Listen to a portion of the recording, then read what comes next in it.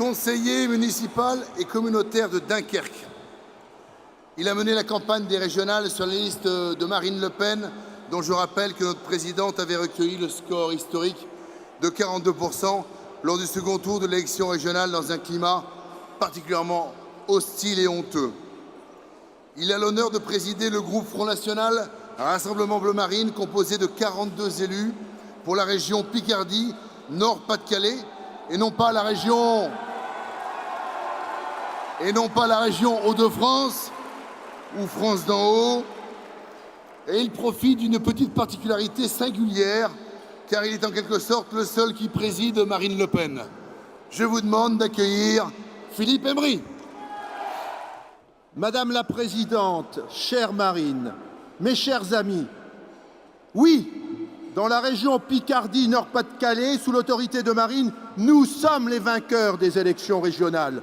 Plus d'1 million d'électeurs. Plus d'1 million d'électeurs nous ont fait confiance. Certes, me direz-vous, nous ne dirigeons pas cette région et vous avez raison. Mais l'UMP la dirige-t-elle vraiment? Non.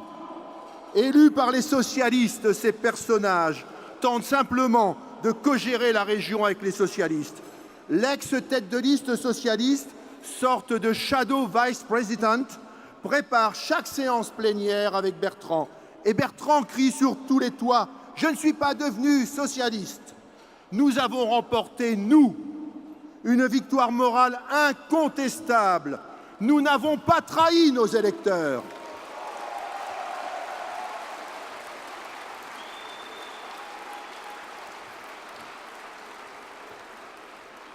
Nous sommes 54 élus, le premier groupe Front National Rassemblement Bleu Marine de France. Cette victoire morale pousse nos adversaires à nous réserver un traitement fait d'insultes, de magouilles juridiques et procédurières, de vexations à répétition.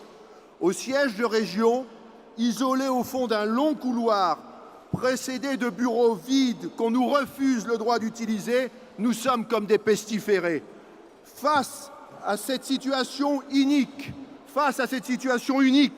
notre solidarité et notre cohésion sont tout simplement héroïques. Je veux ici publiquement remercier tous mes collègues élus pour leur confiance témoignée au jour le jour.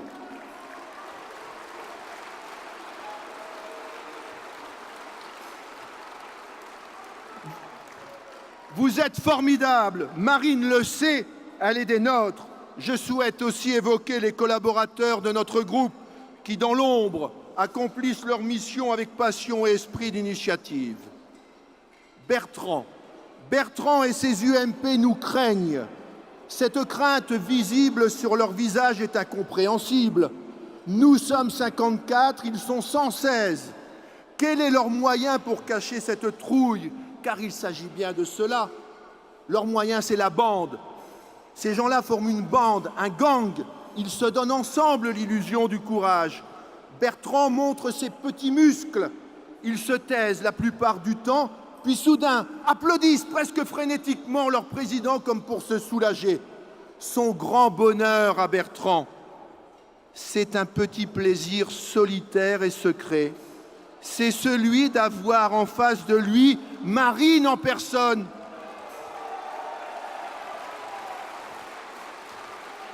Elle est la femme de sa petite vie politique.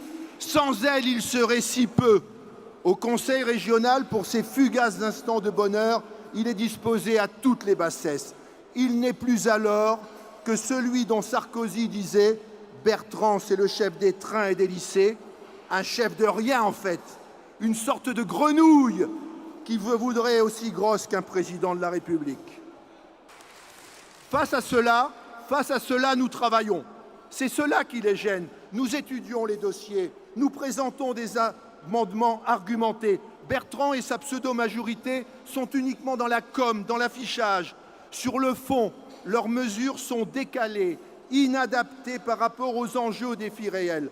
Le président du Conseil économique, social, environnemental régional nous disait mardi, parlant du rapport d'orientation budgétaire de l'exécutif, ce dernier n'apporte rien. En effet, aucune précision quant aux orientations prises sur les politiques régionales. Et il enfonçait le clou plusieurs fois. Pour parler clair, des orientations budgétaires et stratégiques, Bertrand n'en a pas. Proche emploi, la mini-usine à gaz imaginée par Bertrand ne produit que faux espoirs et colère. C'est un flop emploi de première envergure. Les aides proposées aux commerçants de Calais sont sans effet sur le manque d'activité généré par la présence massive des clandestins qui menacent le port, poumon économique du Calaisis. Les allègements de charges ne servent à rien pour l'embauche quand l'activité n'existe pas. Face à ces mesures inutiles, démagogiques, parfaitement catégorielles et saupoudrées, nous sommes force de proposition. Des propositions pour la vraie vie, pour de vrais habitants qui traversent de vrais problèmes. Utiliser la commande publique pour favoriser les produits régionaux, défendre les pêcheurs à pied. Nous sommes seuls engagés pour le démantèlement des camps de migrants à Grande-Synthe ou Calais ou contre l'islamisme radical. Donnons-nous rendez-vous dans un an pour fêter ensemble une belle victoire, celle de la France.